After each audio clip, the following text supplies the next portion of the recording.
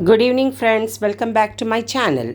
Today, in my channel, I'm going to say you a simple home remedy to reduce cough, cold, and get relief from those things which are very natural for every kid in the changing of temperature.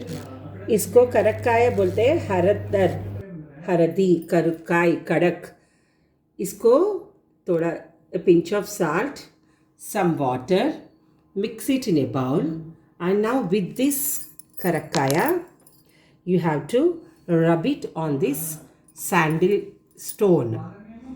When you rub this on the sandal stone by putting some water, drop water, you'll get a paste.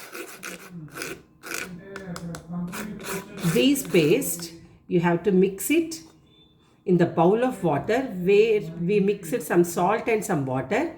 This juice will help the children to reduce the cough, cold, and if they have any digestion problem, that also will be decreased.